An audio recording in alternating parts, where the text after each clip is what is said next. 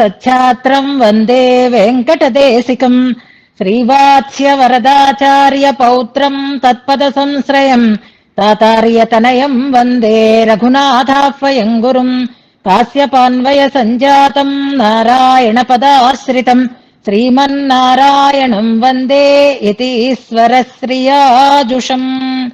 సద్గ్రంథాధ్యయన సంగోష్ఠిని ఈనాటి వ్యాసంగానికి సాదరంగా ఆహ్వానిస్తూ కలిసి ప్రార్థన చేసుకుందాం. ప్రణామం లక్ష్మణముని ప్రతిగృహ్ణాతు మామకం ప్రసాదయతి యత్సూక్తి స్వాధీనపతికాం శృతిం అనుకల్పభూతమురజిత్ పదం సతాం అజహత్రివర్గమపవర్గ వైభవం చలచిత్త వృత్తి వినివర్తన ఔషధం శరణం యతీంద్రచరణం వృణీమహే.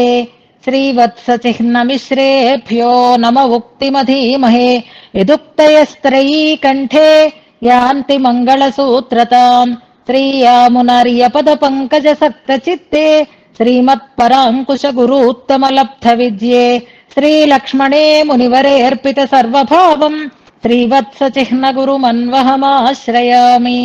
జయతు జయతు దేవః కేశవః క్లేశహారీ జయతు జయతు నాథో భాష్యకారో యతీనాం జయతు జయతు నిత్యం కూరనాథో మహాత్మా జయతు జయతు భవ్యా భారతీ తస్య దివ్యా. శ్రీమల్లక్ష్మణయోగినో నియమనం మూర్ధ్నా దధత్సాదరం శ్రీవత్సాంక గురుత్తమో గుణనిధిర్దేవాధిరాజస్తవం దివ్యం యం విరచయ్య దృష్టిమతులాం లేభే సయేషస్తవో జిహ్వాగ్రే మమ దోషగంధ విధురో నిత్యం సముజృంభతాం హతావజ్యా హృజ్యా గుణగణ సమృద్ధా సుమధురా గభీరా సౌహార్దం మనసి విదధానా విజయతే యదీయా శ్రీ సూక్తి సఖలు భగవాన్ భద్రచరితో గురు శ్రీవత్సాంకో నివసతు మదీయే హృది సదా. ఈనాడు గోష్ఠికి స్వాగత వచనాలని తెలియచేస్తూ ఆయాసపడుతూ గబగ బగ బగ బగ బగ బగ అంతా చెప్పేయాలనేటటువంటి తాపత్రయంతో సమయం నాకు తెలుసు అని తెలియచేస్తూ కూడా సమయాన్ని మించినటువంటి విజయలక్ష్మి గారిని మనసారా అభినందిస్తున్నాను. సమయాన్ని పాటించాలనే స్పృహ ఉంది, కానీ సమయాన్ని పాటించలేని ఆసక్తి కూడా ఆమెలో ఇవాళ మనకి స్పష్టమైంది. అయితే ప్రయత్నం చాలా నిజాయితీగా చేశారు, చక్కగా చేశారు. రామాయణంలో మనం చెప్పుకున్నటువంటి సన్నివేశాలలో ఉండే శ్లోకాలని ఆయా సర్గలలో ఆ సంఖ్యలతో కూడా చెప్పడం అనేది ఆ శ్రద్ధతో కూడినటువంటి ఆమె ప్రయత్నాన్ని మనకి ప్రకటిస్తోంది. విషయంలో ఏ రకమైనటువంటి లోటు లేదు, చక్కగా వివరంగా దాన్ని తెలియపరిచారు. ఆమెలో ఉండేటటువంటి ఇబ్బంది ఏమి అంటే సమయానికి దాన్ని సమగ్రంగా సమకూర్చుకోగలిగేటటువంటి సామర్థ్యం ఆమెకి ఇంకా కలగాలి అని పెరుమాళ్ళని ఆచార్యులని మనం ప్రార్థన చేసుకుందాం. సమగ్రంగా చెప్పాలి, సమయంలో చెప్పాలి. ఒక్క నిమిషం అటు ఇటు అయినా పర్వాలేదు, కానీ చివరిలో ఇప్పుడు అన్నంగరాచార్య స్వామి వారు ఏ గుణాలు వేటికి అనే దాన్ని కట్ చేసేసుకోవచ్చు. అది మనకి అంత ఈ గుణాలు ఆయా గుణాలు ఆయా అవకాశం ఉన్న వాళ్ళకి వస్తుంది అని చెప్పొచ్చు. ప్రయత్నం ఎక్కడ సిన్సియారిటీ ఉంది అంటే రామాయణంలో ఈ సన్నివేశంలో ఇది, ఈ సర్గలో ఇది అనేది చక్కగా మరి కొంచెం రిఫరెన్స్ మిగిలిన వాళ్ళకి ఇచ్చేటట్లుగా విషయ స్ఫోరకంగా ఉంది. అలా చక్కటి ప్రయత్నం చేసినటువంటి విజయలక్ష్మి గారిని మనసారా అభినందిస్తూ ఇతోధికంగా ఆచార్య అనుగ్రహంతో భగవద్ అనుగ్రహంతో సద్గ్రంథాధ్యయనాన్ని సఫలం చేసుకోవాలి అని ప్రార్థన చేస్తూ ఈనాడు మన వ్యాసంగాన్ని ప్రారంభం చేసుకుందాం. ఇవాళ నేను కూడా విజయలక్ష్మి గారి లాగే గబగబ గబగబ ఆయాసంతో రోజు రొప్పుతూ శ్లోకాలను అనుసంధానం చేసేద్దాం. ఇవాళ మనకి 2-3 రిఫరెన్సెస్ ఉన్నాయి, అందుకని కొంచెం శ్లోకానుసంధానం తొందరగా చేసేసుకుందాం. మానొద్దు 20 శ్లోకాల వరకు కలిసి అనుసంధానం చేద్దాం అనుకున్నాం, కలిసి చేసుకుందాం. శ్రీవత్సాంకం నమస్యామి భక్త్యా గురు శిఖామణి యస్య రత్నాయతే పంచస్తవీ స్తోత్ర సరేద్భుత స్వస్తి హస్తి గిరిమస్తశేఖర సంతనోతు మయి సంతతం హరి నిస్సమాభ్యధికమభ్యధత్తయం దేవమౌపనిషది సరస్వతి శ్రీనిధిం నిధిమపారమర్థినామర్థితార్థ పరిదాన దీక్షితం సర్వభూత సుహృదం దయానిధిం దేవరాజమధిరాజమాశ్రయే నిత్యమింద్రియ పదాతిగం మహో యోగినామపి సుదూరగం ధియః అప్యనుస్రవ శిరస్సు దుర్గ్రహం ప్రాదురస్తి కరిశైలమస్తకే వల్లికా శృతిమతల్లికామయీ ఏన పల్లవిత విశ్వశాఖయ స్వశ్రియా కరిగిరేరనుక్రియాం వష్టిమృష్టవరదం తమాశ్రయే యం పరోక్షముపదేశతస్త్రయీ నేతి నేతి పరపర్యుదాసుతః భక్తి యస్తముపరోక్షమీక్షయత్యేష తం కరిగిరిం సమాశ్రయే ఏష ఈశ ఇతి నిర్ణయం త్రయీ భాగధేయరహితేషు నో దిశే హస్తిధామనిన నిర్ణయేతకో దేవరాజమయమీశ్వరస్త్వితి హైకుదృష్ట్యభినివిష్టచేతసాం నిర్విశేష సవిశేషతాశ్రయ సంశయం కరిగిరిర్నదత్యసౌ తుంగమంగళగుణాస్పదే హరో న్యాయతర్కమునిముఖ్యభాషితైः శోధితైः సహ కథంచన త్రయే దోషయేద్ధరిమనం హసో జనాన్ హస్తిధామ సకలం జనం స్వయం అద్భుతం మహదసీమభూమకం కించిదస్తి కిల వస్తుని స్థూలం ఇత్యఘోషయదిదం తదగ్రతస్తథ్యమేవ కరిధం నిదృశ్యతే సంవదేత కిల యత్ప్రమాంతరైస్తత్ప్రమాణమితి ఏహి మే నిరే తన్మతేపి కిల మానతంగతా హస్తిరాజ్యపరవస్తుని త్రయీ గుణాయత్తన్లోకే గుణిషు హిమతం మంగళపదం విపర్యస్తం హస్తి క్షితిధరపతే తత్త్వయి పునః గుణాः సత్యజ్ఞానప్రభృతయౌ తత్త్వద్గతతయా సుభీభూయం యాతా ఇతి నిర్ణయిష్మ శృతివశాత్ నిరాబాధం నిత్యం నిరవధి నిరంహో నిరుపమం సదా శాంతం శుద్ధం ప్రతిభటమవద్యస్య సతతం పరం బ్రహ్మాంనాతం శృతిసిరతి యత్తద్వరదతే పరం రూపం సాక్షాదిదమపదం ఇదం అపదం వాంగ్మనసయోః ప్రశాంతానంతాత్మానుభవజ మహానందమహిమ ప్రసక్తస్థైమిత్యానకృత వితరంగార్ణవదశం పరం యత్తే రూపం స్వసదృశదరిద్రం వరదతత్రయీపి స్పృక్షంతి పరనిరసనే శ్రామ్యతి పరం న వక్తుం న శ్రోతుం న మనితుమథోపాసిషితుం న చ ద్రష్టుం స్పృష్టుం న చ ద్రష్టుం ప్రేమ్ణా తదను న చ భోక్తుం హి సుశకం పరం యద్వస్తు ఉక్తం నను వరద సాక్షాత్ తదసి భో కదం విశ్వస్మై త్వం కరిగిరిపురస్తిష్టసైః ప్రకృష్టం విజ్ఞానం బలమతులమైశ్వర్యమఖిలం విమర్యాదం వీర్యం వరద పరమాసక్తిరపి చ పరం తేజశ్చేతి ప్రవర గుణషట్కం ప్రథమజం గుణానాం నిస్సీమ్నాన్ గణన విగుణానాం ప్రసవభూః గుణైః షడ్భిస్త్వేతైః ప్రథమతరమూర్తిస్తవ బభో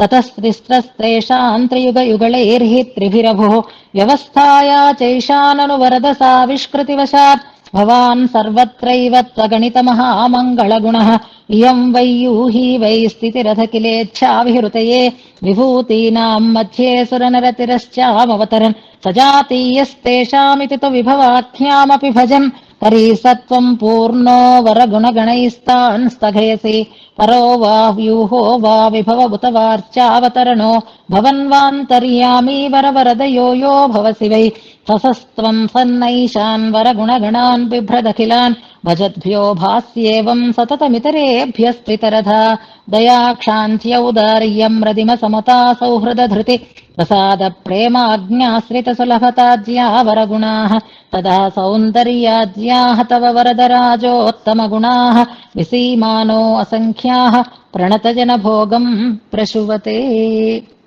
ఇంతవరకు మనం అర్థంతో అనుసంధానం చేసుకున్నాం. ఇంతకు ముందు మనం రామానుజ ఉత్తందాదిలో రామానుజ వైభవాన్ని తెలియచేసే వాజి తిరునామాలుగా అనుసంధానం చేయబడే పాశురాలను చెప్పుకున్నాం తిరునక్షత్ర సందర్భంగా. వాటిని చక్కగా మళ్ళీ సమ్మరైజ్ చేసి స్వాతి ఒక దాన్ని చేర్చి పెట్టారు. అది నాకు పంపించారు, అది షేర్ చేస్తారు అన్నట్టుగా నాకు అర్థమైంది. అందుకని నేనేమీ అనలేదు కదా అని మంజుల దాన్ని గ్రూప్ లో షేర్ చేసినట్టు లేదు. అది షేర్ చెయ్యొచ్చు, నేను చూశాను, చాలా బాగుంది. అలాగే కరీంనగర్ రమ గారు ఒక వ్యూహ రూపాలను గురించి ఒక టేబుల్ లాగా వేసి అది కూడా పంపించారు. అది కూడా నిన్న నాకు మంజుల పెట్టారు, అది కూడా బాగుంది. అది కూడా షేర్ చేస్తారు. జాగ్రత్తగా ఒకసారి మీరు అవగాహన చేసుకోవడం కోసం చెప్తున్నాను. అలా చక్కటి ప్రయత్నం చేసిన వారికి నేను ప్రత్యేకించి అభినందనలని తెలియచేస్తూ ఇప్పుడు మనం ఇవాళతోటి ఈ దశకాన్ని పూర్తి చేసేసుకుంటాం. ఈ రెండవ దశకం కూడా మనకి పూర్తవుతుంది. కళ్యాణ గుణ వైభవము భగవంతుడు ఏ ఏ రూపాలలో ఉన్నా పరిపూర్ణంగా ఉంటుంది అనేది ఈ దశకంలో ఉండేటటువంటి సారం. ఇందులో మనం ప్రధానంగా నేర్చుకున్నవి వ్యూహ రూపాలలో ఉండేటటువంటి స్థితులు, చేసేటటువంటి కార్యాలు. అలాగే 5 రూపాలు పర వ్యూహ విభవ అంతర్యామి అర్చారూపాలు. రమ లాంటి వాళ్ళు దాన్ని చక్కగా టేబుల్ వేసి చేయగలుగుతున్నారు కాబట్టి ఇవాళ ఇంకొక సూచన చేస్తాను. ఒకసారి మళ్ళీ మనం రివిజన్ ఆ రకంగా చేసుకుంటున్నాం అని అనుకుందాం. అంటే శ్లోకాలు పదాలు అక్కర్లేకుండా ఇది కూడా రివిజనే, ఇది కూడా అభ్యాసంలోకే వస్తుంది. అందరూ కూడా జాగ్రత్తగా గమనించండి. ఇప్పుడు ఒక బ్లాక్ బోర్డు లేదా వైట్ బోర్డు ఉందనుకుందాం మన ఎదురుగా. దీని మీద ఇప్పుడు నేను ప్రజెంటేషన్ ఇస్తున్నాను అన్నట్లుగా మీరు అనుకోండి. దేని గురించి అంటే భగవంతుని యొక్క 5 రూపాల గురించి అని మనం అనుకుందాం. అందులో మొదటిది పరరూపం. మీరు తర్వాత దాన్ని టేబుల్ వేసుకుందరు కానీ ఎలాగా అనే దానికి ఒక సమగ్రమైన అవగాహన కోసం మీకు సింపుల్ వేలో చెప్తున్నాను, జ్ఞాపకం పెట్టుకోండి. పరరూపము అంటే దాన్నే పరవాసుదేవుడు అని చెప్తారు. ఆ పరరూపము షడ్గుణ పూర్ణము. దీనికి ప్రధాన ప్రయోజనం ఏమని చెప్పుకున్నాం అంటే ముక్త భోగ్యము, నిత్య ముక్త భోగ్యము, ప్రణత జన భోగం ప్రసువతే అని నిన్నటి శ్లోకంలో వచ్చింది కదా. భోగము అంటే గొప్పదైనటువంటి అనుభవాన్ని కలిగిస్తోంది అని అర్థంలో ఆ పరరూపము పరవాసుదేవుడు అని ఫస్ట్ వేసుకుంటారు. అది దానికి ప్రయోజనం ముక్త భోగ్యము లేదా నిత్య ముక్త భోగ్యము అని పెట్టుకుంటారు. దాని ప్రయోజనం, దాని ప్రధాన వైభవం అన్నమాట. అక్కడ షడ్గుణ పూర్ణం అన్నిటికీ వస్తుంది, దేంట్లోనైనా మనకి వస్తూ ఉంటుంది. ఇప్పుడు అందులోంచి మీరు ఒక యారో మార్క్ లాగా పెట్టుకొని అందులోంచి వ్యూహ వాసుదేవుడు అని వస్తుంది మీకు కదా. పరవాసుదేవుడు, వ్యూహ వాసుదేవుడు. ఇప్పుడు అందులోంచి వ్యూహ వాసుదేవుడు అనేదాన్ని అంటే అందులోంచి తీసేయం కనుక ఇది తక్కువదని అనుకోకండి. ఒక దీపం నుంచి ఇంకో దీపం వెలిగిస్తే 2 దీపాలు ఎలాగైతే పూర్ణమైనటువంటి కాంతిని ఇస్తాయో అలాంటివన్నమాట ఈ రూపాలు. ఇప్పుడు పరవాసుదేవునిలోంచి వ్యూహ వాసుదేవుడు అని మళ్ళీ కళ్యాణ గుణ పూర్ణము. దీని ప్రధాన ప్రయోజనం ఏమిటి అంటే నిన్న టేబుల్లో రకరకాలుగా చెప్పుకున్నారు కదా, శాస్త్రార్థ ప్రధానము, తత్వబోధము, ఇవన్నీ కలిపితే మనం ముక్తి సాధనము అని రాసుకోండి. అంటే జైవులు ముక్తిని పొందడాని కోసం చేయవలసినటువంటి వాటిని అన్నింటికీ కూడా సహకారిగా ఆయన మనకి ఆయా సాధనాలని అందించటం కోసంగా రూపాలని ధరించి వస్తాడు కనుక అది మొదటిది పరవాసుదేవ రూపం, ముక్త భోగ్యం. ఇది ముక్తి సాధనం అని అనుకోండి. ఇప్పుడు ఈ రెండిటి దగ్గర మరొక ప్రత్యేకత కూడా ఉంటుంది.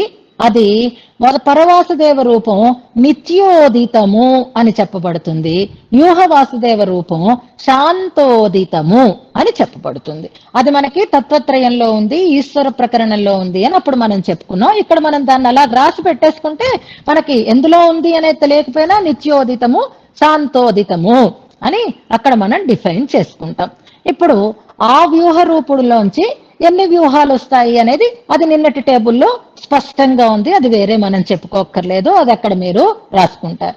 ఆ అనిరుద్ధ వ్యూహము స్థితిని కలిగిస్తుంది, తత్వబోధ చేస్తుంది. అంటే ఆ రకంగానే అందరికీ అందడం కోసం విభవ రూపుడై వస్తాడు ఆయన. అంటే అనిరుద్ధుల్లోంచి విభవం అని కాదు, అనిరుద్ధ వ్యూహము, విభవమూర్తి ఈ రెండు కూడా చేసేటటువంటి పని ఒకటిగానే ఉంటుంది అనుకోవడం కోసం మీకు జ్ఞాపకం చేస్తున్నాను. ఇప్పుడు విభవ రూపాలు కూడా ఒకటే విభవమా అనేకములా అంటే అనంతములైన అవతారములు. విభవం దగ్గర మళ్ళీ 2 డెఫినేషన్స్ చెప్పుకున్నాం మనం, వాటిని గుర్తుపెట్టుకోండి. విభవముతో కూడిన అవతారము, విభవమునందు ఒకడుగా అవతరించుట అని 2 అర్థాలు ఉంటాయి. అది విభవ అవతారానికి ప్రధానమైనటువంటి నిర్వచనం. ఈ విభవ రూపుడుగా ఉండేటటువంటి అవతారాలు కూడా మళ్ళీ మీరు ఆరో మార్క్ పెట్టుకొని ఇలా పెట్టుకొని అవి మళ్ళీ 2 రకాలుగా ఉంటాయి. ఏమిటవి అంటే ముఖ్యము, గౌణము అని ఉంటాయి. ముఖ్యము, గౌణము. ముఖ్యావతారములు ముఖ్యములు, విభవావతారములు ముఖ్యములు అని, గౌణములు అని ఉంటాయి. ముఖ్యము, అముఖ్యము అన్నమాట. గౌణము అంటే అముఖ్యము అని. అముఖ్యం అంటే పనికిరానిదని కాదు, ప్రాధాన్యం ఇక్కడ భగవంతుని యొక్క రూపం ఇందులో పరిపూర్ణంగా ఉంటుంది, అందులో అముఖ్యంగా ఉంటుంది అని. అది ముఖ్యము, గౌణము. దానికే మరొక పేర్లు రాసుకోవాలి అని అంటే మీరు సాక్షాదవతారము అని రాసుకోవాలి, ఆవేశావతారము అని రాసుకోవాలి. గౌణం దగ్గర ఆవేశావతారం అని రాసుకోండి, ముఖ్యము దగ్గర సాక్షాదవతారము అని రాసుకోండి. ఇప్పుడు మళ్ళీ ఆ అముఖ్యమైన ఆ గౌణమైనటువంటి అవతారంలో మళ్ళీ 2 ఆరో మార్కులు పెట్టుకోండి. అందులో మళ్ళీ 2 రకాలు ఉంటాయి. ఆ ఆవేశం కూడా ఎలా ఉంటుంది అంటే స్వరూపావేశము, శక్తి ఆవేశము అని రెండు పెట్టుకున్నాం. మీకు ఎగ్జాంపుల్స్ పెట్టుకోవాలి అంటే విభవ అవతారాల దగ్గర ముఖ్యము అన్నప్పుడు దశావతారములు అని పెట్టుకోండి, లేదా రామకృష్ణ అని రాసుకున్నా సరిపోతుంది మీకు. అలాగే గౌణము దగ్గర పెట్టుకుంటే ఆ దశావతారాలు రాసుకోకండి, రామకృష్ణ అనే రాసుకోండి. ఎందుకంటే దశావతారాల్లో పరశురాముడు ఉంటాడు, అది మళ్ళీ గౌణం అవుతుంది కాబట్టి అక్కడ మళ్ళీ కన్ఫ్యూజన్ వస్తుంది.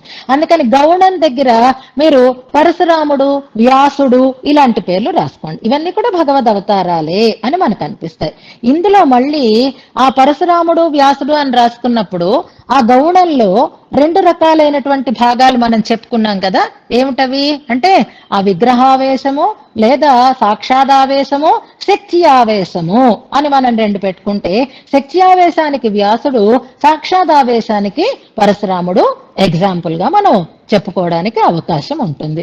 ఇప్పుడు మళ్ళీ అంతర్యామి దగ్గరికి వద్దాం. మనం ఆ విభవం అయిన తర్వాత అంతర్యామి వేసుకుంటాం. మీరు ఇలా హెడ్డింగ్లు పెట్టి వివరాలు రాసుకోవచ్చు, లేదా ఇలా టేబుల్ లాగా వేసుకుంటూ కిందకి రావచ్చు.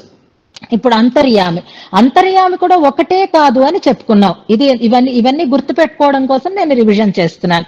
అంతర్యామి కూడా మళ్ళీ రెండు, ఎలాగా రూపంతో స్వరూపంతో అని మనం చెప్పుకున్నాం. పరమాత్మ లోపల ఉంటాడు, ఎలాగా అంటే రూపంతో ఉంటాడు, అంటే అంగుష్ట మాత్రుడే దహరకోశంలో ఆయన ఉపాసనకి వీలుగా ఆ రూపం ఉంటుంది అని. అలాగే అంతటా వ్యాపించి ఉంటాడు, శరీరంలో ఒక్కచోటే కాదు, లోపల ఒక్కచోటే కాదు, లోపలంతా స్వరూపంతో వ్యాపించి ఉంటాడు. ఎలాగంటే అంతర్బహిర్వ్యాప్తి కలిగినటువంటి వాడు కనుక. అందుకని స్వరూపంగా, రూపంగా, అంతర్యామిగా ఉండడం, అది మళ్ళీ రెండు రకాలు అని మనం అనుకున్నాం. ఇప్పుడు అంతర్యామి నుంచి మళ్ళీ అర్చామూర్తి దగ్గరికి వద్దాం. మనం అర్చారూపుడుగా వచ్చాడు. అర్చ అంటే మనం ప్రతిమ అని చెప్పుకున్నాం కదా. విభవం అంటే ఎలా నిర్వచనం చెప్పుకున్నామో, వ్యూహం అంటే ఉపాయము, విభవము అంటే సంపద, అర్చ అంటే ప్రతిమ. అంతర్యామి పర రెండిటికి వేరే చెప్పక్కర్లేదు, మన అర్థాలు స్పష్టంగానే ఉంటుంది. అర్చ అంటే విగ్రహ రూపుడై రావడం అని. మళ్ళీ ఇందులో కూడా రెండు రకాలు అని చెప్పుకున్నాం. అంతర్యామిలో రెండు, స్వరూప రూపంతో లోపల ఉండటం. అలాగే అర్చామూర్తిగా రెండు, ఎలాగా అంటే స్వయం వ్యక్తములు, ఆగమ ప్రతిష్ఠితములు అని రెండు రకాలు. స్వయం వ్యక్తములైనటువంటి మూర్తులు కొన్ని ఉంటాయి, ఆగమ ప్రతిష్ఠితములైనటువంటి మూర్తులు కొన్ని ఉంటాయి. రెండు రకాలుగా ఈ అర్చారూపం కూడా మనకి విభాగము చేయబడి ఉంటుంది అని మనం ఇది ఒక చోట మనం రాసి పెట్టుకుంటే, అంటే ఒకసారి దాన్ని మనం మననం చేసుకొని పెట్టుకుంటే ఆ తర్వాత మనం దాన్ని అలాగా ఒకసారి జ్ఞాపకం చేసుకుంటూ వెళ్ళిపోవడానికి అవకాశం ఉంటుంది. పర వ్యూహ అన్నప్పుడు వాసుదేవం దగ్గర రెండు వచ్చాయి కదా. అలాగే దశలు రెండు వచ్చాయి, నిత్యోదిత దశ, శాంతోదిత దశ. మళ్ళీ విభవాలు రెండు రకాలు వచ్చాయి, అందులో అముఖ్యాలు రెండు రకాలు వచ్చాయి, అంతర్యామి రెండు రకాలు వచ్చింది, అర్చ రెండు రకాలుగా ప్రధానమైనటువంటి విభాగం.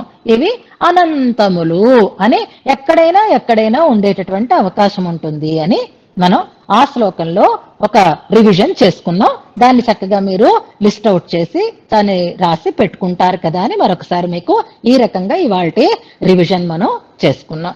ఇక నిన్నటి శ్లోకం దగ్గర మనం రెండు రిఫరెన్సెస్ తీసుకుందాం, కంపారిటివ్ స్టడీ చేసుకుందాము అని మీకు నేను చెప్పాను కదా. కళ్యాణ గుణ ప్రకరణం కాబట్టి ఈ కళ్యాణ గుణాలలో చెప్పినవి చెప్పనివి, అందులో చెప్పిన గుణాలు ఇందులో చెప్పినటువంటి గుణాలు మనం ఎలా సమన్వయం చేసుకోవచ్చు అనే రివిజన్ లోకి ఇప్పుడు వస్తున్నాం.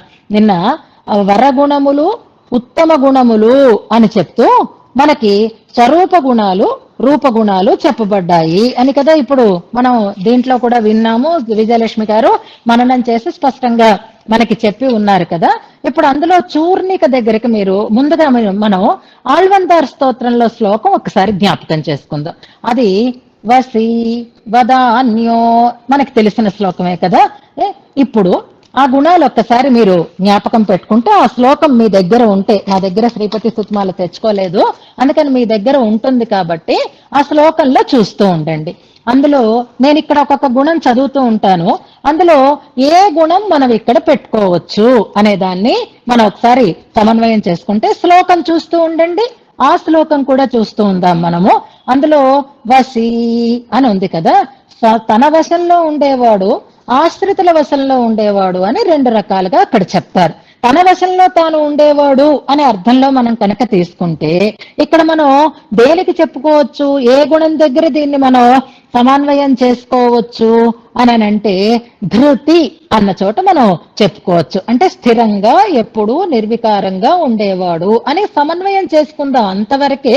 అంతకంటే ఎక్కువగా మనం దీంట్లో పెట్టుకోలేం. ఇక దయా అనే గుణం ఆ శ్లోకంలో ఉందా లేదా ఒకసారి చూడండి. వసి వదాన్యః గుణవాన్ రుజుః శుచిః మృదుః దయాళు ఉంది స్పష్టంగానే. దయా దయ ఈ రెండింటిని మనం సమన్వయం చేసుకోవచ్చు. క్షాంతి అనేటటువంటి ఒక పదం ఉంది, అంటే క్షమ అని అనుకున్నాం. మళ్ళీ శ్లోకంలోకి రండి, ఇది మన రివిజన్ కాబట్టి. వసి వదాన్యః గుణవాన్ రుజుః శుచిః మృదుః దయాళుః మధురః స్థిరః సమః. అంచేత మనం ఆ స్థిరః అనే దాన్ని మనం ఎక్కడ పెట్టుకోవచ్చు అంటే ధృతి దగ్గర పెట్టుకోవచ్చు. ఈ స్థిరః అనే మాట ధృతికి కరెక్ట్ గా మనకి సమన్వయం అవుతుంది. అందుకనే ఆ పదాన్ని వసి కంటే కూడా స్థిరః అన్నది ధృతి అన్న గుణానికి మనం సమన్వయం చేసుకోవచ్చు.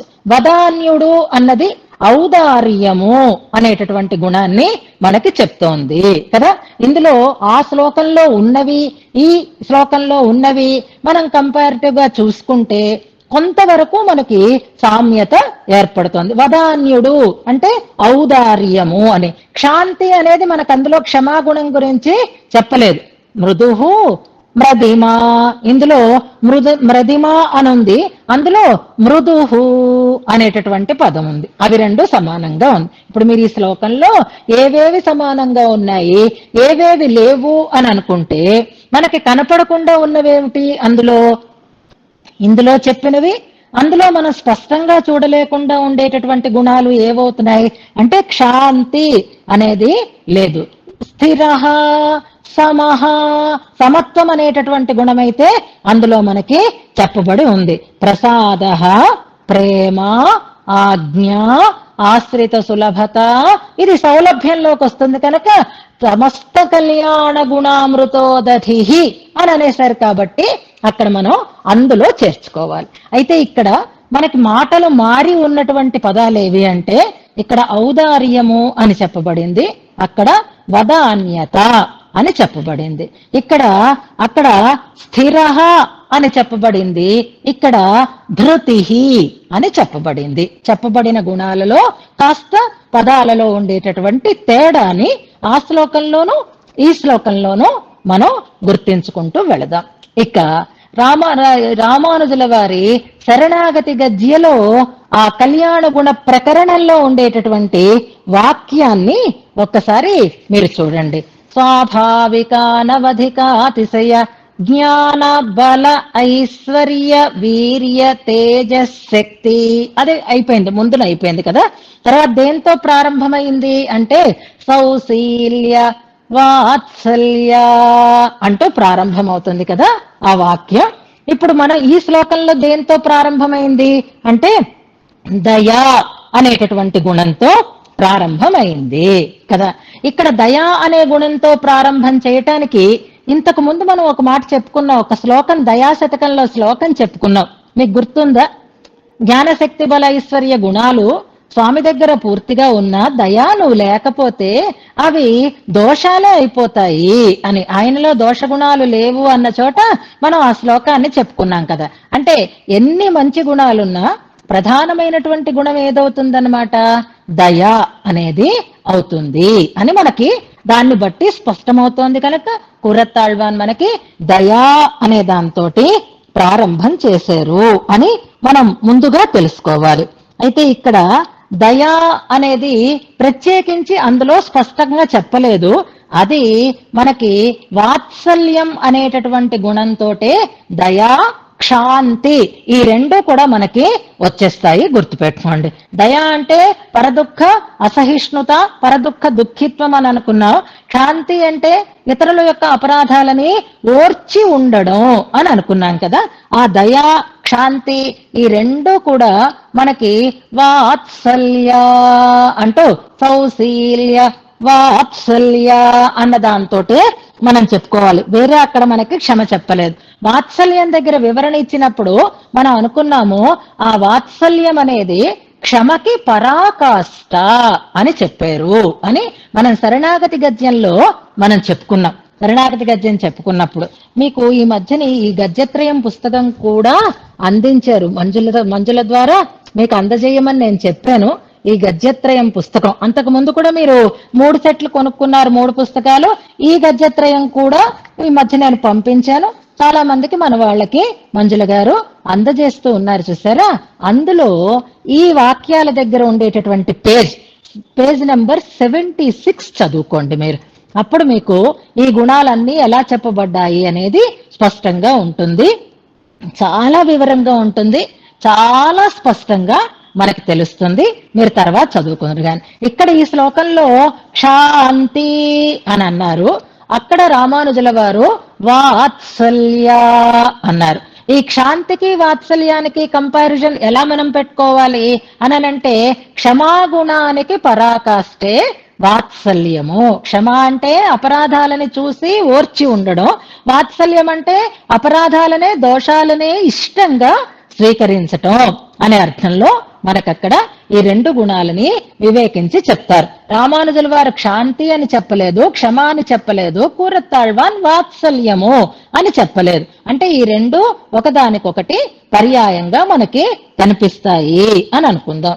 ఇక మిగిలినటువంటి గుణాలను చూస్తే సౌహార్ద, సామ్య, కారుణ్య, కరుణ, దయ 2 ఒకటే అని మనం చెప్పుకున్నాం కాబట్టి దయ అని ఇక్కడ అన్నారు, కరుణ అని అక్కడ దాంట్లో మనకి కనిపిస్తోంది. క్షాంతికి బదులు వాత్సల్యం అనేది వినిపిస్తోంది. సౌహార్దం కనిపిస్తోంది, సుహృత్వం అనేటటువంటి ఇందులో కూడా మనకు ఉంది. సమత అనేది సామ్యము అనేటటువంటి గుణంగా మనకి కనిపిస్తోంది.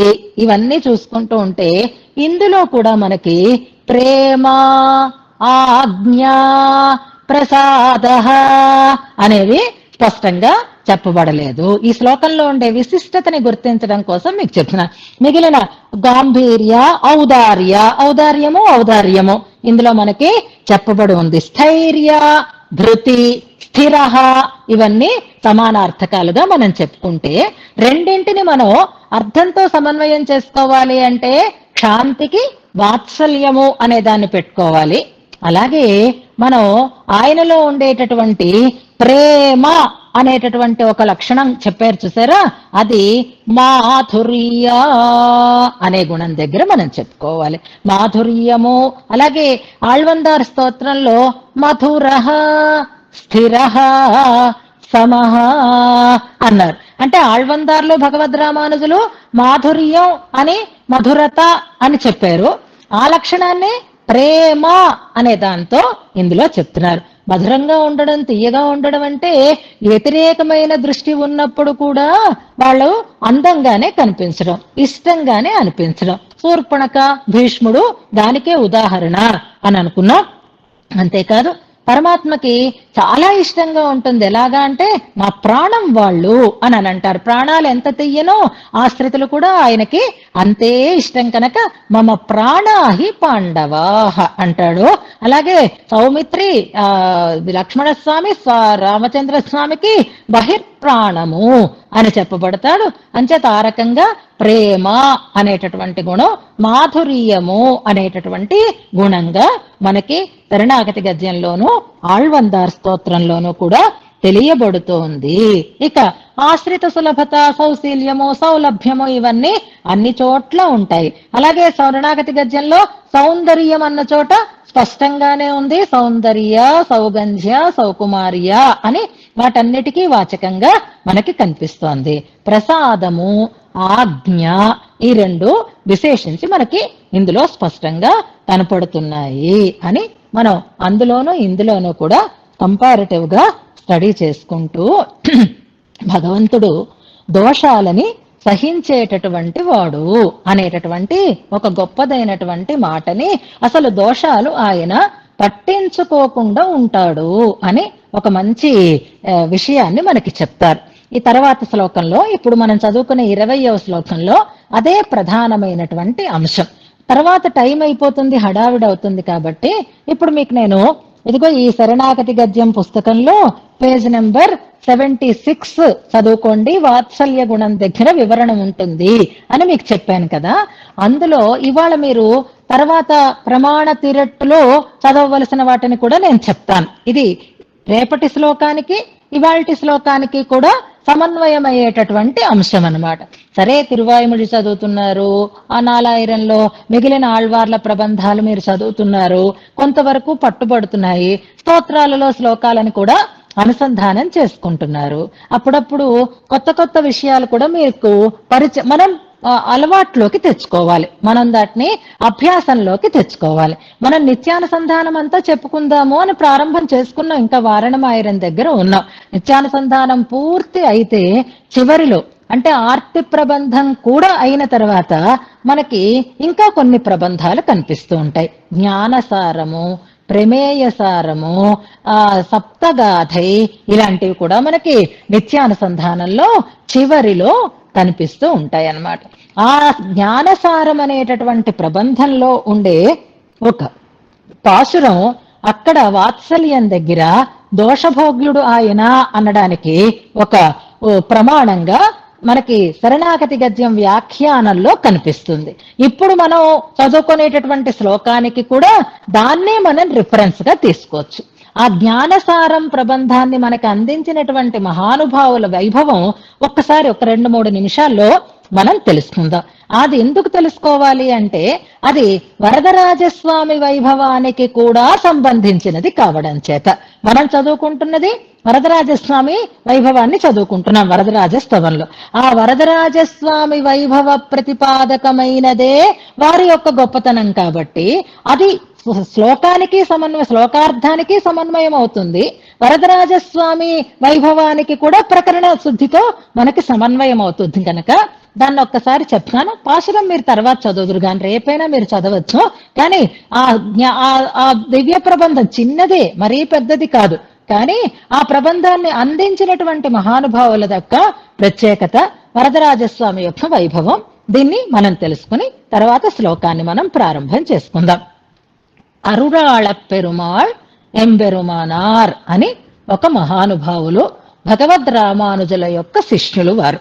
అరుళాళ పెరుమాళ్ ఎంబెరుమానార్. మీరు నిత్యానుసంధానం చూస్తే ఆ గ్రంథాన్ని ఎవరు అనుగ్రహించారు అని వారి పేరు కూడా అక్కడ ఉంటుంది. ఇవి నిత్యం మనకి అలవాట్లో ఉండవు కాబట్టి పేర్లు కొత్తగా ఉన్నట్లుగా మనకి అనిపిస్తుంది. సారభూతాలు అవి నిజానికి, అందుకే జ్ఞానసారం, ప్రమేయసారం అని ఆ 2 గ్రంథాలకి పేర్లు పెట్టారు. భగవద్ రామానుజులే అలా పెట్టారు అని కూడా అంటారు.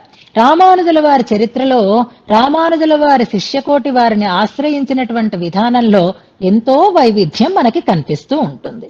అలాగే ఒక అద్వైత సిద్ధాంతి, ఆయన కూడా చాలా మంచి పాండిత్య ప్రకర్ష ఉన్నటువంటి మహానుభావులే. అద్వైత సిద్ధాంతానికి కట్టుబడినటువంటి ఆయన సన్యాసి కూడా. ఆయన పేరు ఇంతకు ముందు యజ్ఞమూర్తి అని. రామానుజుల వారి చరిత్రలో యజ్ఞమూర్తి అనేటటువంటి పేరు మీరు విని ఉంటారు. నంజీయర్ వేరు, యజ్ఞమూర్తి వేరు. మైథిలి గారు మీరు కన్ఫ్యూజ్ అవ్వకండి, తెలియకుండా మీరు టైప్ కూడా చెయ్యకండి. యజ్ఞమూర్తి భగవద్ రామానుజుల కాలంలో భగవద్ రామానుజుల దగ్గరికి వచ్చారు. రామానుజుల వారు శ్రీరంగంలో ఉండేటటువంటి సమయంలో యజ్ఞమూర్తి అనేటటువంటి ఒక అద్వైత సిద్ధాంతి భగవద్ రామానుజుల దగ్గరికి వచ్చారు. వచ్చి, నేను మిమ్మల్ని కొన్ని ప్రశ్నలు అడుగుతాను, నేను అడిగిన ప్రశ్నలకి మీరు సరి అయినటువంటి సమాధానాలు చెప్తే నాకు సంతృప్తి కలిగితే, అంటే ప్రమాణంగా నాకు సంతృప్తి కలగడం కాదు, సప్రమాణంగా అన్నమాట, మీరు చెప్తే నేను ఈ సిద్ధాంతాన్ని వదిలేసి మీకు నేను శిష్యుణ్ణి అయిపోతాను అన్నారు ఆయన. అంటే సరే అన్నారు భగవద్ రామానుజు. సిద్ధాంత పరిరక్షణే కదా వారి కర్తవ్యం. సరే అన్నారు. ఇప్పుడు శాస్త్రీయమైనటువంటి వాదం ప్రారంభమైంది ఇద్దరి మధ్య. రోజు కొన్ని అంశాల మీద వాద ప్రతివాదాలు జరుగుతూ ఉన్నాయి. అలా 17 రోజులు వాద ప్రతివాదాలు జరిగాయి. ఇందులో ఇద్దరూ ఓడలేదు, గెలవలేదు. వాదమైతే సమాన స్థాయిలో సాగుతుంది. వీరు చెప్పిన ఉక్తులను వారు ఖండించడం, వారు ఖండించిన వాటిని వీరు మళ్ళీ ప్రతిపాదన చేయటం, ఆ రకంగా సమ ఉజ్జీగా వాద ప్రతివాదాలు సాగుతూ ఉన్నాయి. 17 రోజులైంది. రామానుజుల వారికి ఆనాటి సాయంకాలం కాస్త నిరుత్సాహం కలిగింది. అయ్యో, ఇంక ఇతన్ని మనం కాదనడానికి, సిద్ధాంతాన్ని స్థాపించటానికి సరైనటువంటి ఉపపత్తులు నాకు ఇంకా తోచటం లేదు, అయిపోయిందనమాట అని బెంగపడ్డారు. ఆనాటికి వాదం పూర్తి అయిపోయింది. అయిపోయిన తర్వాత సాయంకాలం ఆరాధన చేసుకున్నారు.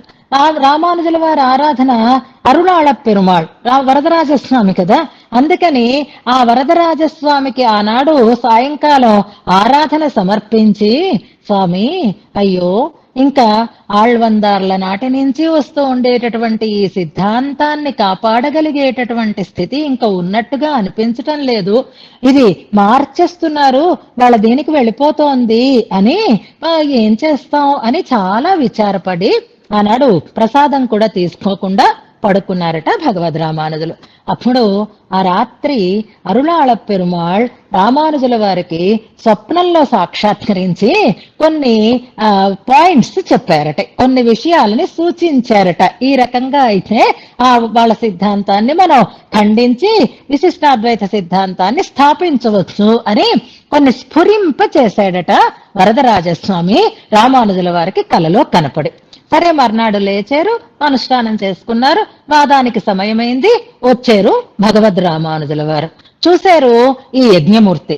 చూసేసరికి ఇంతకు ముందు లేని అద్భుతమైన తేజస్సు భగవద్ రామానుజుల ముఖారవిందంలో కనిపిస్తోంది. గుర్తించారు ఆయన. గుర్తించి వాదానికి ఇంకా సిద్ధపడదామని అనుకుంటూ ఉండే సందర్భంలో రామానుజుల వారి పాదాల మీద పడి, నేను మీకు శిష్యుణ్ణి అయిపోయాను, నన్ను మీరు స్వీకరించండి అన్నాను. అంటే రామానుజుల వారు, అదేంటి ఇంకా వాదమే ప్రారంభం కాలేదు, నిన్నటి వరకు మన ఇద్దరం సమఉజ్జీగా వాదించుకుంటున్నాం కదా, ఇదేంటది ఇలా అంటారు అన్నారట రామానుజుల వారు.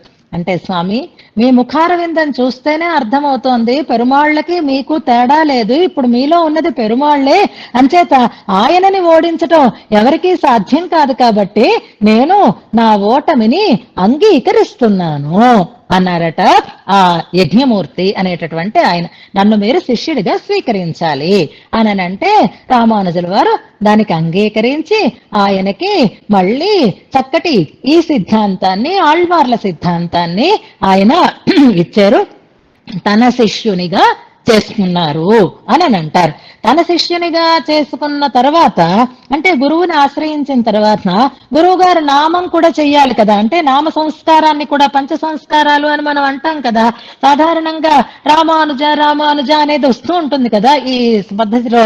అలాగే ఈయన పేరు పెట్టుకోవాలి అని అనుకోకుండా ఎంపెరుమానారని పెట్టడానికి కారణం ఏమిటంటే, అసలు ఇవాళ ఇంతటి వాళ్ళు కూడా ఈ సిద్ధాంతాన్ని అంగీకరించేటట్లుగా పరిస్థితి ఏర్పడిందంటే అది వరదరాజస్వామి యొక్క అనుగ్రహం కాబట్టి ఆ వరదరాజస్వామి యొక్క పేరే యజ్ఞమూర్తికి పెట్టారట. అందుకే అరుళాళ పెరుమాళ్ ఎంబెరుమానార్ అని అరుళాళం అని వరదరాజుకు పేరు.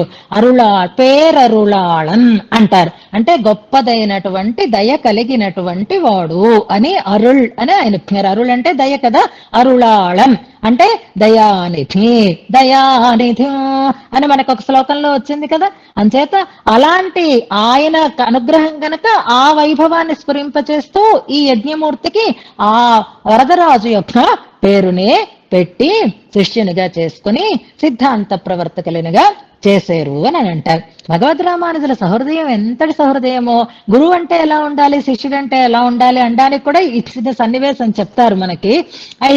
ఆయన దగ్గర శిష్యరికం చేస్తున్నారు, గ్రంథాలు సేవిస్తున్నారు, కానీ రామానుజుల వారికి ఆయన మీద ఏం తక్కువ భావం లేదు.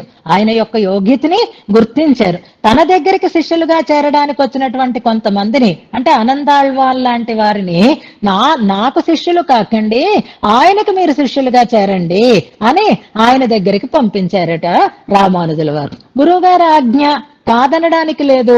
అప్పుడు అరుళాళ పెరుమాళ్ అంబెరుమానారు ఏమన్నారట వాళ్ళతో అంటే, నేను పిచ్చిక లాంటి వాడిని, ఆ పిచ్చిక మెడలో బండరాయి కడితే ఎలా ఉంటుందో అలాగా నన్ను నాకు మిమ్మల్ని శిష్యులుగా చెయ్యాలి అని భగవద్ రామానుజులు అంటున్నారు.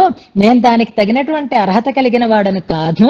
మనందరికీ కూడా రామానుజుల పాదార విందములే ఆశ్రయణీయములు అని రామానుజుల వైభవాన్ని వారు స్థిరపరిచి చెప్పారు అని వారి గురించి చెప్తూ ఉంటారు. అలాంటి మహానుభావులు అందించిన గ్రంథాలు జ్ఞానసారము, ప్రమేయ సారము అనేటటువంటి 2 గ్రంథాలు. అందులో స్వామి దోషాలని ఎలా స్వీకరిస్తాడు, దోషాలుంటే మనం భయపడవలసినటువంటి అవసరం లేదు. ఇందాక సంగ్రహించుకోవాలని సూచించానే విజయలక్ష్మి గారికి. అలాగే మనం భగవంతుడిలో ఒక్కొక్క గుణాన్ని ఒక్కొక్క రకమైనటువంటి స్థితిలో చూడగలుగుతాము అన్నప్పుడు మనం ఓల్డ్ తప్పులు చేసినా బెంగపడక్కర్లేదు. ఎందుకంటే ఆయనలో వాత్సల్యం ఉంది కనుక అనుకోవాలన్నమాట.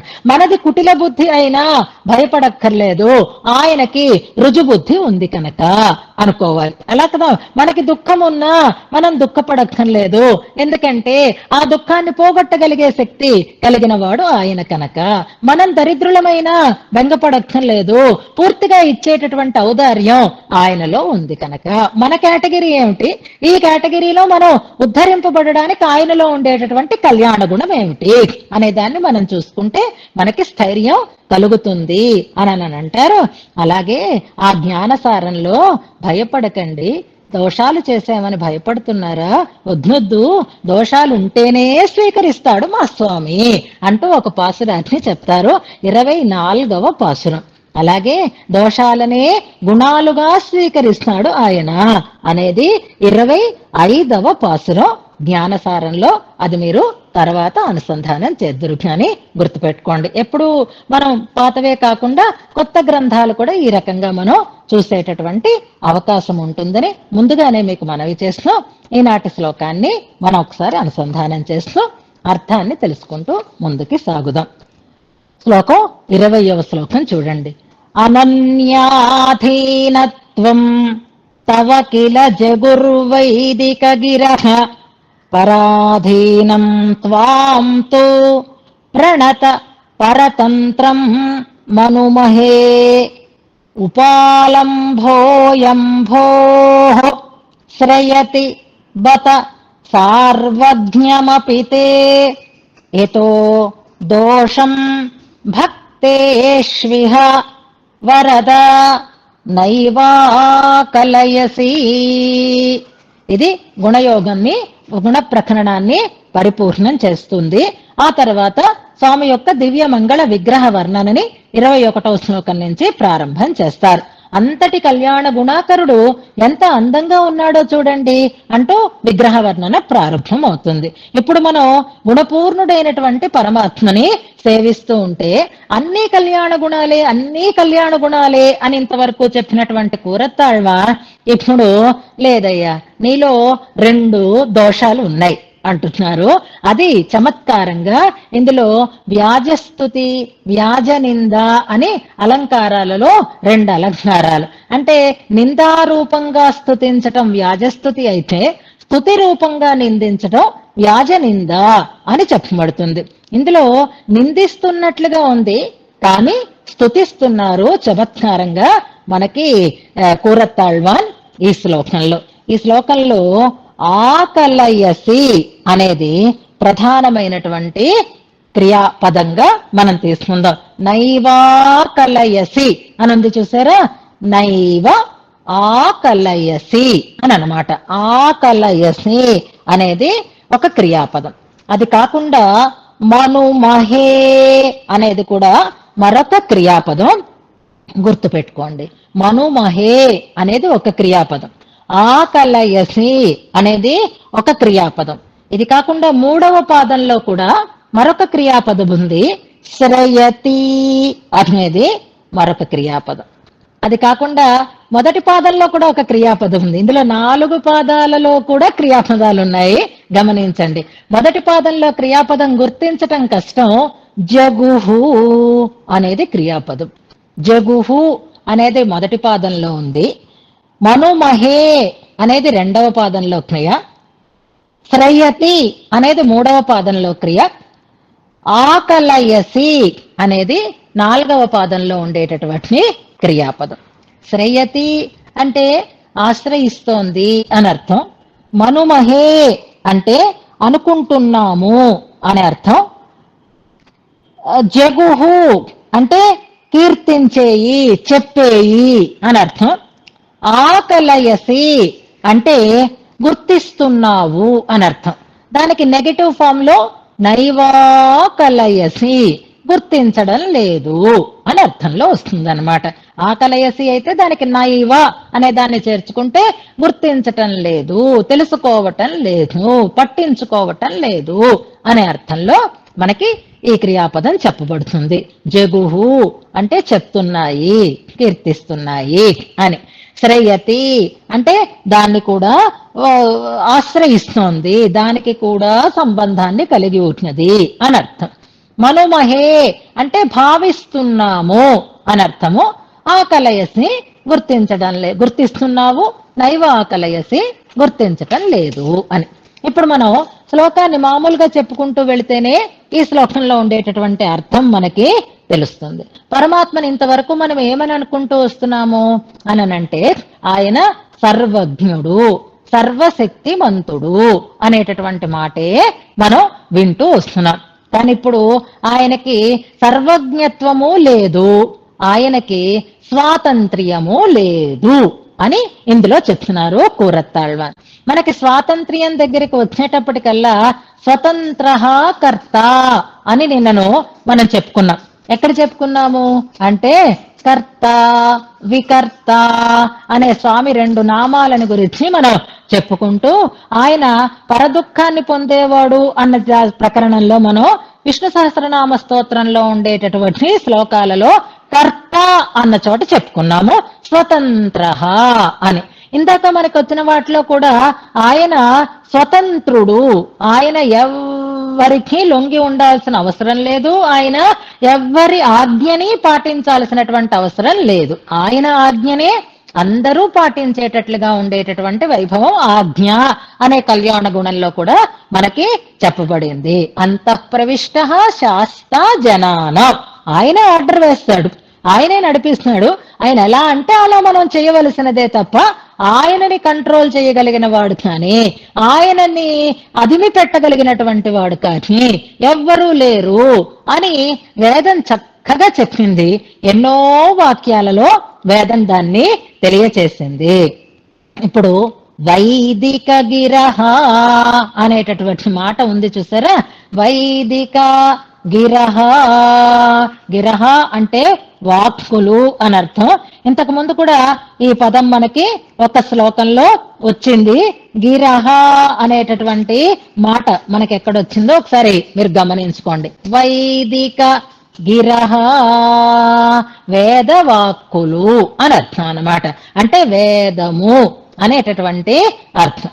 ఇది ఎక్కడొచ్చింది అంటే మీకు ఆళ్వందార్ స్తోత్రంలో ఒక గుణ ప్రకరణంలోనే ఒక శ్లోకం గుర్తు రావాలి. గిరహ అనేటటువంటి పాదంతో ఒక పాదం మొదలవుతుంది.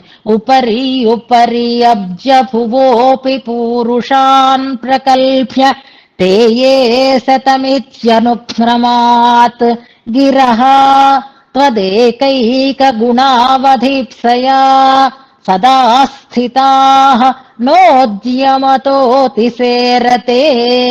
అన్న చోట గిరహ అని. అవి సదా స్థితాః గిరహ, ఎప్పుడూ ఉండేటటువంటి వాక్కులు అంటే నిత్యమైనటువంటి అపౌరుషమైనటువంటి వేదవాక్కులు అని అర్థం. ఆ వేదవాక్కులు నీ గుణాలని గణించటానికి ప్రయత్నం చేస్తున్నాయి అంటారు. అందులో గిరిం గిరహ ఇది తేడా ఉంటుంది. మళ్ళీ గిరి అంటే కొండ, గిరహ అంటే వాక్కులు అని అర్థం.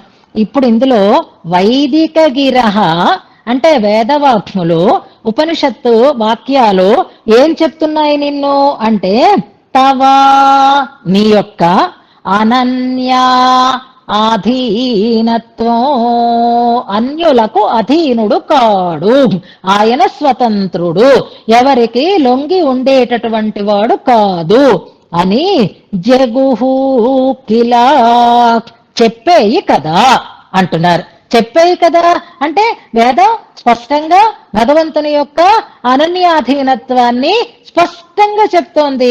అందరికీ తెలుసు ఆ విషయం. అంటే వేదం ప్రమాణం, వేదం చెప్పిందంటే ఆ మాటని మనం అనుసరించాల్సిందే.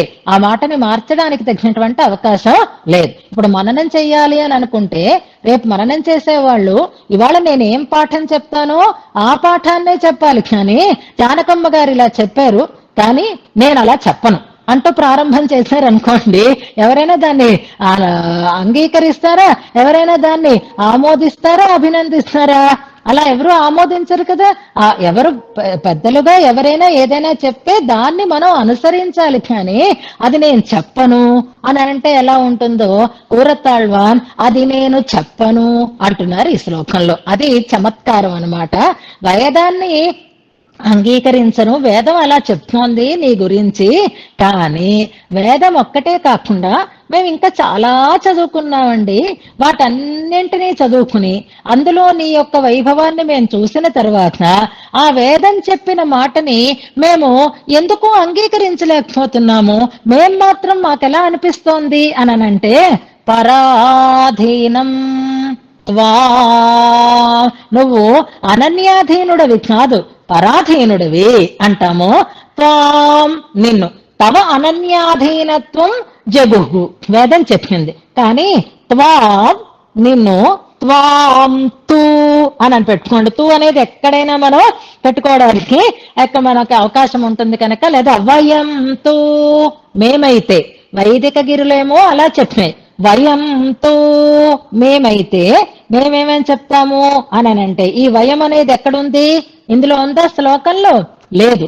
కానీ మనం ఆ పదాన్ని తెచ్చి పెట్టుకోవాలి. అత్యాహారం అంటారు కదా, ఆ పదాన్ని తెచ్చుకుంటారు. వయంతు మేమైతే, త్వాం నిన్ను, పరాధీనము నిన్ను పరాధీనుడవి అని చెప్తాము.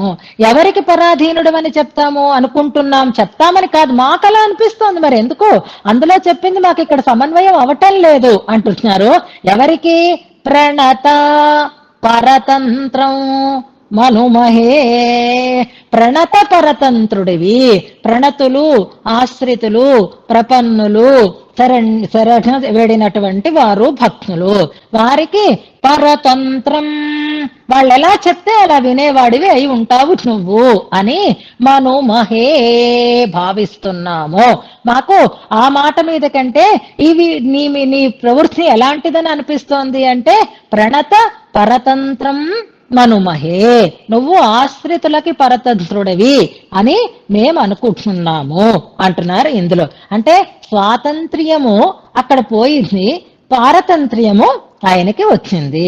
అయితే అందరికీ పరతంత్రుడు కాదు, ఆశ్రితులకి పరతంత్రుడు అయి ఉంటాడు ఆయన. ఇది ఒకటి. ఆహా, ఓ ఇప్పుడు కొత్తగా మీకు కూడా తెలివితేటలు పెరిగాయి అన్నమాట. ఏంటండి అమ్మగారు చెప్పినట్టే అన్నీ చేయాలా? మనకంటూ ఆలోచన ఉండదా? మనకంటూ దృష్టి ఉండదా? అన్ని ఆవిడవే కరెక్టా? నాకు కూడా ఇలా అనిపిస్తుంది. కావాలంటే చూడండి, మీరు కూడా చూడండి, మీరు కూడా చూడండి, మీరు కూడా చూడండి అని ఎవరైనా చెప్పడం ప్రారంభించారు అనుకోండి, ఓ తెలివి మీరేరనమాట అని అనిపిస్తుంది కదా. తెలివి మీరడం కాదు, యథార్థమే ఇది. స్వామి ఇక్కడతో ఆగడం లేదు అంటున్నారు కూరతాళ్వాన్. నేను ఇప్పుడు మాట చెప్పాను కదా, ఇది మరొక చోట కూడా వర్తిస్తుంది. నేను ఇప్పుడు చెప్తున్న మాట అందరికీ ఎలా అనిపిస్తుంది? ఉపాలంభ, ఉపాలంభం అంటారు. అంటే నింద అని అర్థం అనమాట. అది దోషాన్ని చెప్పడం అనేటటువంటి అర్థంలో ఉపాలంభం అంటే, ఇంకా మనం దోషం అని చెప్పడం కదా, ఏదైనా ఎవరైనా చెప్తే అది కాదు అనడాన్ని ఆక్షేపించటం అంటారు. కృష్ణ మనకి రఘునాథాచార్య స్వామి వారి ప్రతిపదార్థంలో ఆక్షేపము అనే పదం ఉంది చూడండి. వాళ్ళు ఇలా ఆక్షేపించారంటే మనం అన్న దానిని వాళ్ళు కాదని సహేతుకంగా చూపించారు అనే అర్థంలో మనం వాడుతూ ఉంటాం కదా. అయం ఉపాలంభ, ఈ రకమైనటువంటి ఆక్షేపం ఏదైతే ఉందో అది భోహో వరద అంటున్నారు. ఇందులో వరద అనేది కామన్ కాబట్టి మనం సంబోధనార్థకం వేరే చెప్పుకోలేదు. కానీ ఎవరైనా మన మాటకి మరొక రకంగా చెప్తున్నారనుకోండి, మనం వినిపించుకుంటామా? అస్సలు మనని పొగుడుతూ ఉంటే వాళ్ళకి మనం చక్కగా సుముఖంగా ఉండి వాళ్ళ మాటకి మనం వినిపిస్తూ ఉంటుంది. అలా మనని నిందిస్తూ ఉన్న టైంలో అయితే మనం అసలు బుర్ర తిప్పేస్తాం, విననట్టు ఉంటాము, వాళ్ళు పిలుస్తున్నా వినిపించుకోకుండా ఉంటాము. అయినా చెప్పాలనుకున్న వాళ్ళు చెప్తారు కాబట్టి భో హో అని పిలుస్తున్నారు. ఓ భో వరద, ఓ వరద, నీతోటే అంటున్నాను నేను, నువ్వు ఇది విని తీరాల్సిందే అంటున్నారు. ఉపాలంభోయం భో, అయం ఉపాలంభ భో వరద, ఇది ఇక్కడితో ఆగిపోదు. తే, నీ యొక్క సార్వజ్ఞమపి, నువ్వేదో పెద్ద సర్వజ్ఞుడివి అని ఒక టైటిల్ పొంది ఉన్నావు కదా, నిన్నందరూ సర్వజ్ఞుడు సర్వజ్ఞుడు అంటారు కదా, ఆ సర్వజ్ఞత కూడా నీకు లేదు అని నేను అంటున్నాను. ఈ ఆక్షేపం నీ సర్వజ్ఞత్వం విషయంలో కూడా శ్రేయతి, అది దానికి కూడా ఇది చేరుతుంది. నువ్వు నీలో సర్వజ్ఞత కూడా లేదు అంటున్నారు. ఎంచేత లేదు అంటే చెప్తాను విను. యతః, ఎంచేతంటే నేనే ఊరికే అనటం లేదు, కారణం కూడా చెప్తాను. యతః, ఎందువల్లంటే భక్తేషు, నీ భక్తుల విషయంలో, ఇహ, ఇక్కడ, ఇక్కడంటే అర్చావతారాన్ని ధరించినప్పుడు అనుకోవచ్చు, ఈ సంసారంలో లీలా విభూతిలో అని అనుకోవచ్చు. ఇహ భక్తేషు దోషం, భక్తులలో ఉండేటటువంటి దోషాన్ని, భక్తుల యందు దోషాన్ని నైవా ఆకలయసి, నువ్వు అసలు గుర్తించటమే లేదు. ఎవరైనా ఏమైనా చెప్తే అవునా, అయ్యో ఎంత మతి మరుపు, నేను అసలు మర్చిపోయేది, నాకు అసలు ఏమిటరా అసలు తెలియనే లేదు అంటట. భక్తుల దోషాల గురించి ఎవరైనా చెప్తే ఆయన అనేటటువంటి మాట నైవాకలయసి అనడంలో, ఎవరైనా చెప్తే అలా అంటే అర్థం ఉంది, ఆ పక్కనున్న ఆవిడ, ప్రత్యక్షంగా చూసిన ఆవిడ, ఎప్పుడు ఆయనతో ఉండే ఆవిడ, చూస్తే ఇద్దరూ కలిసే చూస్తే గుర్తించవలసినటువంటి స్థితిలో ఉండే ఆవిడ, ఆవిడ చెప్పినా సరే ఆయన అనే మాట ఏమిటో మనకి తెలుసు కదా, ఎన్నడియార్ అది చెయ్యార్, అంతే. ఆయన నా భక్తులు అలా చెయ్యరు చెయ్యరు చెయ్యరు. అయ్యో కనిపిస్తోందండి అంటే కూడా కనపడలేదు అంటాడు ఆయన. కనపడలేదంటావేమిటి అంటే నేను అంతే అంటాడట ఆయన. నేను అలాగే ఉంటాను. అహమేవం విధ అర్జున, అర్జునుడికి కూడా అదే మాట చెప్పాను, నేను అంతేనండి, నేను అంతే, అంతే, ఇంక మరి అంతే, నేను మారను, నేను అంతే అని మనం కూడా అంటాం. అలాగే అన్నాడు భగవద్గీతలో పరమాత్మ కూడా, అహమేవం విధ, నేను ఇలాంటి వాడనే, భక్త దోషాలని నేను చూసేవాడను కాదు అని చెప్తాడు. అంచేత స్వామి సర్వజ్ఞుడంటే అన్నీ తెలిసిన వాడు కావాలి, మరి నీకు కొన్ని తెలియట్లేదు కదా అంటే నువ్వు సర్వజ్ఞుడవి కాదు. స్వతంత్రుడు అంటే ఎవరికీ లొంగకుండా ఉండేవాడు కావాలి, మరి నువ్వు కొంతమందికి లొంగుతున్నావు కదా, అందుకని నువ్వు పరతంత్రుడవే అని నేను అంటున్నాను అంటూ తమాషాగా స్వామిలో ఉండేటటువంటి ఆశ్రిత పారతంత్ర్యం అనేటటువంటి గుణాన్ని, స్వామిలో ఉండేటటువంటి వాత్సల్యం అనేటటువంటి గుణాన్ని మనకి చమత్కారంగా ఈ శ్లోకంలో కూరత్తాళ్వాన్ తెలియచేస్తున్నారు. ఇందులో ఉండే మిగిలిన విశేషాలను మనం యథావకాశం రేపు తెలుసుకుంటూ ముందుకి సాగుదాం. ఇది వ్యాజ స్తుతి రూపంగా ఉండేటటువంటి భగవంతుని యొక్క స్తుతి వైభవం అని ఈ శ్లోకంలో ఉండే విశిష్టతని గుర్తిస్తూ ఉపదేశాత్మకంగా ఈ శ్లోకాన్ని మనం అనుసంధానం చేసుకుందాం. అనన్యాధీన